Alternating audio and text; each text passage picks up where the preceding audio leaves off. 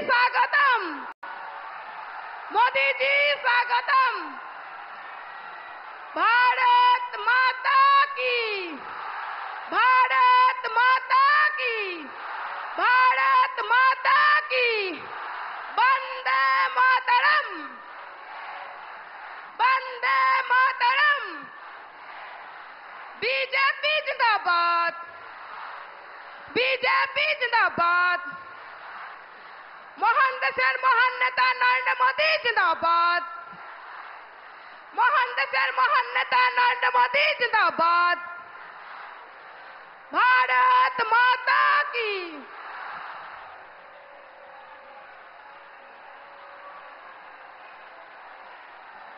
এবার ভারতবর্ষের যশস্বী প্রধানমন্ত্রী, আদরণীয় প্রধানমন্ত্রী, আমাদের সকলের প্রিয় প্রধানমন্ত্রী আমাদের সভামঞ্চে এসে গেছেন।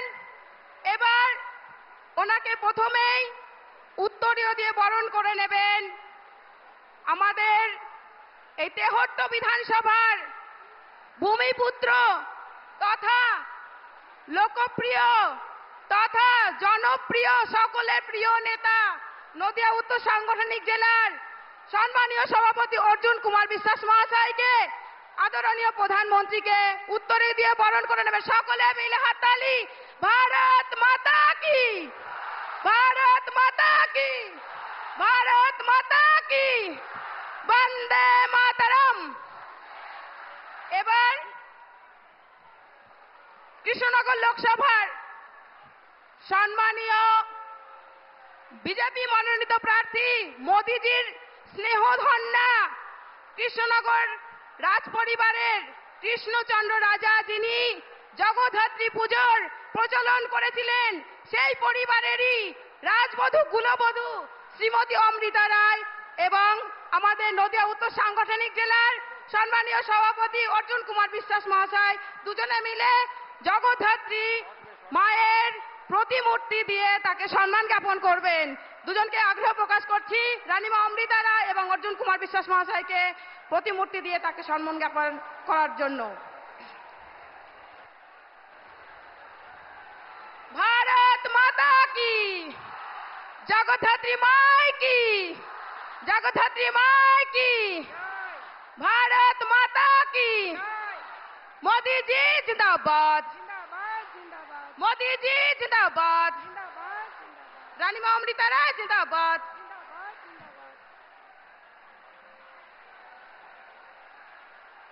आदरणीय প্রধানমন্ত্রী, আমাদের যশস্বী প্রধানমন্ত্রী সম্মানীয় নরেন্দ্র মোদীজিকে আমি আগ্রহ প্রকাশ করছি মাইক্রোফোনে গিয়ে যার জন্য এতক্ষণ ধরে সমগ্র কৃষ্ণনগরবাসী অপেক্ষা করছেন, যার মূল্যবান বক্তব্য শুনবার জন্য, যার জন্য এতক্ষণ ধরে প্রচন্ড দাবদাহে অপেক্ষা করছেন, তিনি আমাদের সামনে তার মূল্যবান বক্তব্য রাখবেন।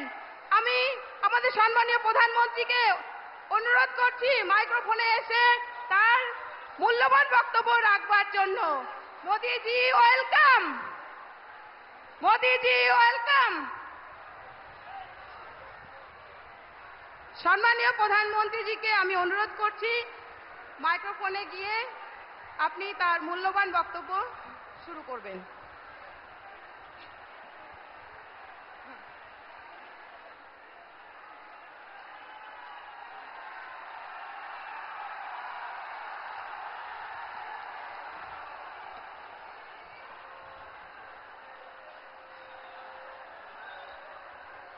नमस्कार। हरे कृष्ण। केमन आছেন नदियावासी? मेरे साथ बोलिए, भारत माता की, भारत माता की, भारत माता की। चैतन्य महाप्रभु की इस महान धरती को मेरा शत शत नमन। रानाघाट, बहरामपुर सीटों से भी लोगों का खूब खूब अभिनंदन। आप इतनी बड़ी संख्या में हम सबको आशीर्वाद देने आए हैं। इतनी बड़ी संख्या में माताएं बहनें आशीर्वाद दे रही है। ये मेरा परम सौभाग्य है। मैं सर झुकाकर आप सबको प्रणाम करता हूं।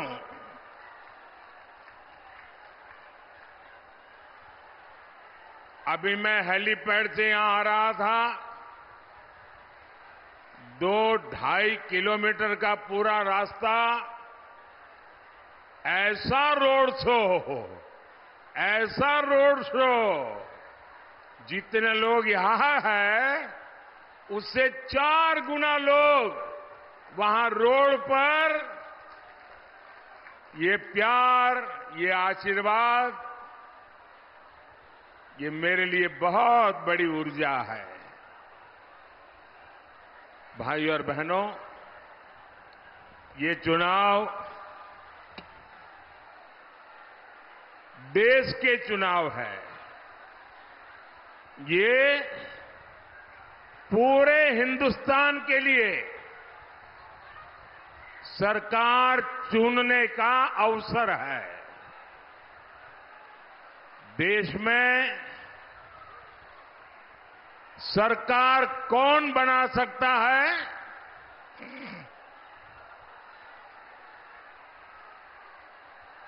टीएमसी तो पूरे देश में 15 सीट भी जीत नहीं सकती।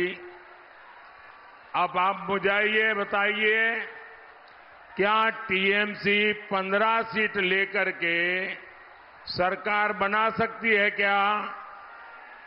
जरा मुझे जवाब दीजिए। 15 सीट लेकर टीएमसी सरकार बना सकती है क्या? जोर से बताइए, बना सकती है क्या? कांग्रेस भी पूरे देश में कितना ही जोर लगा दे, इस बार आधी सेंचुरी करना मुश्किल है। 50 सीट पाने के लिए भी वो बहुत मुश्किल में है। अब मुझे बताइए, 50 सीट भी नहीं मिल रही है तो क्या वो सरकार बना सकते हैं क्या? ये वाम मोर्चा कभी यहां पर उसका सूरज ढलता नहीं था। आज कहीं लाल झंडा नजर नहीं आ रहा है, वो तो पस्त पड़ा हुआ है। क्या वो भी सरकार बना सकता है क्या? इस चुनाव में साफ है, अगर कोई सरकार बना सकता है तो वो सिर्फ और सिर्फ बीजेपी एनडीए की सरकार ही बनेगी। मेरा आप सबसे प्रार्थना है, अब जगह बिल्कुल नहीं है, कृपा करके आप जहां हैं वहीं से सुन लीजिए। आप मुझे देख नहीं पाएंगे, मैं इसके लिए क्षमा मांगता हूं, लेकिन आप आगे आने की कोशिश मत कीजिए। बोलिए भारत माता की, भारत माता की। अभी तो बहस इतनी है कि भी एनडीए 400 पार होगा कि नहीं होगा। जो हमारे विरोधी कहते हैं 400 पार नहीं होगा, जो लोग मैदान में काम कर रहे हैं बोले कहते हैं बिल्कुल 400 पार करेगा। और इंडी वालों की लड़ाई बस इस बात पर है कि लोकसभा में विपक्ष में जो दल जीत करके आएंगे उनमें सबसे बड़ा दल कौन बने, ये लोग इसी के लिए लड़ रहे हैं। फिर मोदी को इसलिए इतने ज्यादा एमपी चाहिए। भाइयों बहनों, मोदी को ज्यादा एमपी इसलिए चाहिए ताकि वो हर संसदीय क्षेत्र को आगे बढ़ा सके। आज देश में कनेक्टिविटी, इंफ्रास्ट्रक्चर, गांव, गरीब, किसान, महिलाओं से जुड़े कितने काम हो रहे हैं। अगर आपके यहां बीजेपी एनडीए के सांसद होंगे तो और तेजी से विकास होगा। बीजेपी एनडीए के सांसद अपनी मेहनत से अपने क्षेत्र में 5-5, 10-10 हजार करोड़ रुपए के प्रोजेक्ट ले जाते हैं। आप बीजेपी सांसदों को देखा होगा, पिछले 5 साल उन्होंने इतनी मेहनत की है, अपने क्षेत्र का इतना विकास किया है।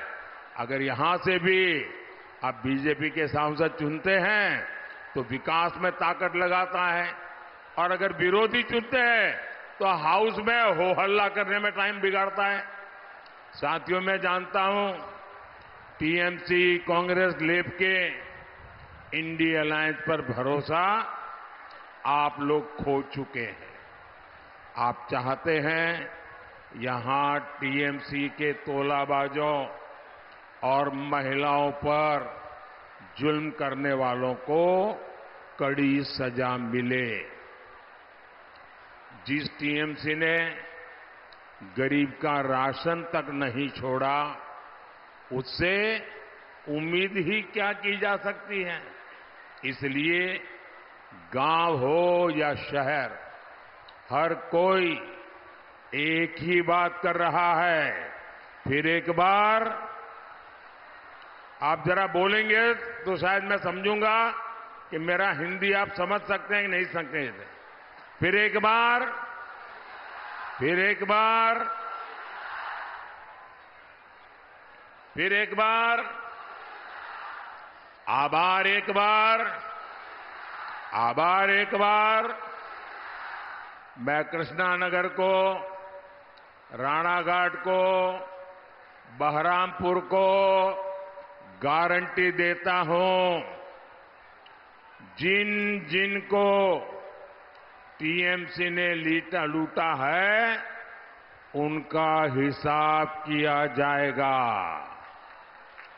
इतना ही नहीं, जहां कानून के हिसाब से संभव हुआ वहां पीड़ितों को उनका पैसा लौटाया जाएगा। ये मोदी की गारंटी है। एटा मोदीर गारंटी।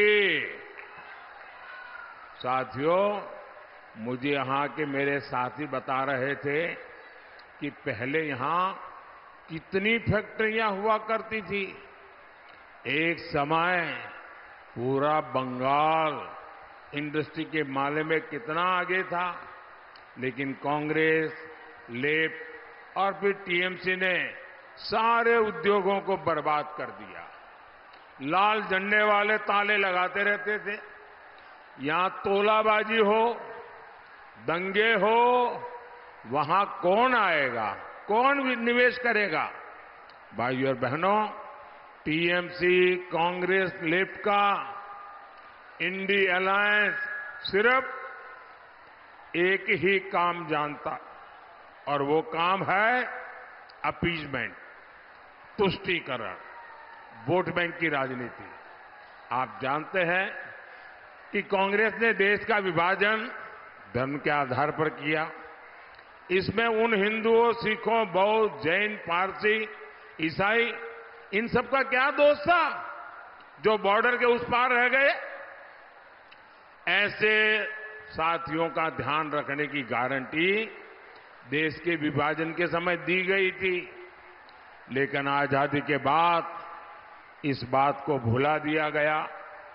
मैं यहां भी जब मातुआ समुदाय के लोगों से मिलता हूं तो हमारे मतुआ के समाज के लोग उनकी पीड़ा मुझे बताते हैं, वो मुझे सुन करके बड़ा दर्द होता है।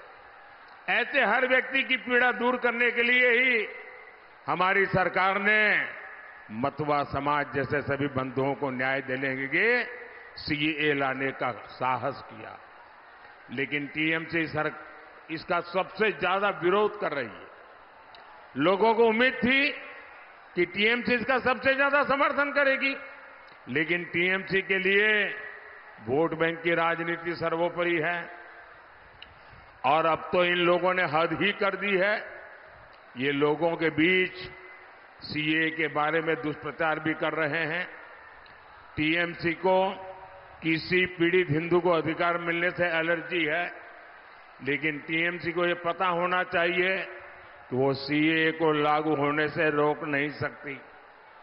और मैं सीएए के माध्यम से भारत की नागरिकता मांग रहे हर व्यक्ति को आज विश्वास दिलाता हूं, उन्हें उनका हक मिलकर रहेगा, उन्हें हर सरकारी योजना का लाभ मिल करके रहेगा, और ये मोदी की गारंटी है। साथियों, पश्चिम बंगाल का इतिहास देश को दिशा देने वाला रहा है। यहां राजा कृष्णचंद्र जी ने उनका सुशासन, उनकी भारत भक्ति की विरासत है, जिन्होंने हमारी आस्था, हमारी संस्कृति को बचाने के लिए काम किया। यहां के विकास के लिए अपना बहुत कुछ दान कर दिया। लेकिन टीएमसी वाले ऐसी विरासत को ही बदनाम करने में जुटे हैं। आज देखिए, देश के इतिहास में शायद ही ऐसी कोई सरकार रही जिसको आए दिन कोर्ट को याद दिलाना पड़ता है कि उसकी ड्यूटी क्या है। टीएमसी सरकार ऐसा कोई काम करती नहीं जो संविधान और कानून के मुताबिक हो, जो लोकतंत्र के मुताबिक हो। इसका एक बहुत बड़ा उदाहरण संदेश खाली है। संदेश खाली में क्या चल रहा है, ये टीएमसी के टॉप लीडर्स को पहले से पता था। लेकिन संदेश खाली बहनों से ज्यादा वो अत्याचारी इनके काम का था। देखिए कैसे कैसे हथियार, कैसे कैसे सामान मिल रहे हैं। क्या ये गोला बारूद, ये बम बंदूक गणतंत्र को मजबूत करने के लिए था क्या? साथियों, कल मैं जब बंगाल पहुंचा था तो मुझे कई एक्स सर्विसमैन मिलने आए थे। उन्होंने मुझे वन रैंक वन पेंशन के लिए बहुत धन्यवाद दिया। वो इतने भाव विभोर थे कि हमारा 40 साल पुराना वन रैंक वन पेंशन का मामला आपने सुलझा दिया, और लाखों करोड़ रुपया ये हमारे एक्स सर्विसमैन को हमने पहुंचाए। जिन लोगों ने राष्ट्र की सेवा के लिए अपने पूरे जीवन काम किया, आज बंगाल में उनका शोषण हो रहा है। इन लोगों ने कल मुझसे इस बारे में विस्तार से बात की है। आज मैं इस मंच से हमारे एक्स सर्विसमैन, जिनको बंगाल की धरती पर टीएमसी सरकार लगातार अन्याय करती है, मैं उनको विश्वास दिलाता हूं कि बंगाल की भारतीय जनता पार्टी आपके साथ खड़ी रहेगी, और आपकी मुसीबतों को दूर करने के लिए मेरे तीसरे टर्म में भारत सरकार हर कानूनी काम में आपकी मदद करेगी। ये मैं सभी एक्स सर्विसमैन को विश्वास दिलाता हूं। भारतीय जनता पार्टी और हमारी सरकार ऐसे हर एक्स सर्विसमैन की पूरी मदद करेगी। भाइयों और बहनों, मोदी गरीब, दलित, आदिवासी और महिलाओं को सशक्त करने में जुटा है। मोदी आज आपको पक्का घर दे रहा है। मोदी ने आपको मुफ्त राशन दिया है, नल से जल की सुविधा दी है। ऐसी हर योजना से हमारी बहनों को बहुत सुविधा हुई है। अब मोदी आपके लिए एक और बहुत बड़ी योजना लेकर आया है। आपके घर का बिजली का बिल 0 हो, इसके लिए पीएम सूर्यघर मुफ्त बिजली योजना मैंने शुरू की है। आपको सरकार आपके घर के छत पर सोलर पैनल देने के लिए मदद देगी और अगर जरूरत से ज्यादा बिजली पैदा हुई तो आप उसको बेच सकेंगे, सरकार उसको खरीद लेगी। साथियों, यहां बहुत बड़ी संख्या में सेल्फ हेल्प ग्रुप से जुड़ी बहनें भी हैं। मोदी सरकार के 10 साल में पूरे देश में 10 करोड़ महिलाएं सेल्फ हेल्प ग्रुप से जुड़ी है। ये देश में बहुत बड़ी क्रांति हुई है। मोदी ने इन 10 करोड़ महिलाओं को बिना बैंक गारंटी 8.5 लाख करोड़ रुपए, ये बहनों को 8.5 लाख करोड़ रुपए, उससे भी ज्यादा रुपयों की मदद की है। मोदी जब भारत में बने सामानों पर जोर देता है तो उसका लाभ भी सेल्फ हेल्प ग्रुप की महिलाओं को होता है। इसी वजह से आज सेल्फ हेल्प ग्रुप की 1 करोड़ से अधिक बहनें लखपति दीदी बन गई है। 1 करोड़ लखपति दीदी बहुत बड़ा आंकड़ा है, लेकिन मोदी आराम से बैठने वाला नहीं है। अब मेरा लक्ष्य है, मेरा टारगेट है, आने वाले टर्म में 3 करोड़ लखपति दीदी बनाना है। साथियों, मोदी के इन प्रयासों के बीच देश टीएमसी सरकार की क्रूरता भी देख रहा है। मोदी ने देश के हर परिवार के हर बुजुर्ग को मुफ्त इलाज देने की गारंटी दी। मुफ्त अनाज भी दे रहे हैं, मुफ्त इलाज भी दे रहे हैं। लेकिन यहां टीएमसी सरकार आयुष्मान भारत योजना लागू ही नहीं होने दे रही। मोदी पैसा सीधा अस्पताल में भेजता है। ये कहते हैं कि पैसा पहले टीएमसी के खाते में डालो। क्यों भाई?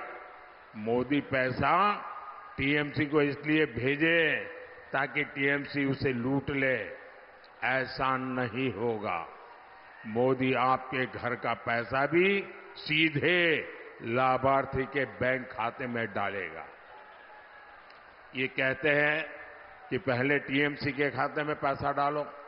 मनरेगा का पैसा भी मोदी सीधे लाभार्थी के खाते में देना चाहता है, लेकिन टीएमसी कहती है कि पहले टीएमसी के खाते में पैसा डालो। मोदी का फॉर्मूला ही डायरेक्ट बेनिफिट ट्रांसफर का है। कोई बिचौलिया नहीं, कोई कट कमीशन नहीं, कोई कट की कंपनी नहीं, सीधा बैंक में आपके खाते में पैसा जमा। लेकिन टीएमसी सरकार को पसंद नहीं आता, इसलिए कितनी केंद्र सरकारी योजनाएं वो रोक करके बैठी है। भाइयों और बहनों, टीएमसी सरकार ने यहां के जूट किसानों को बर्बाद करने में भी कोई कोर कसर बाकी नहीं छोड़ी। जूट की खेती को बढ़ावा मिले, जूट की मिलों को बढ़ावा मिले, इसके लिए हम जूट के बैग को प्रोत्साहन देते हैं।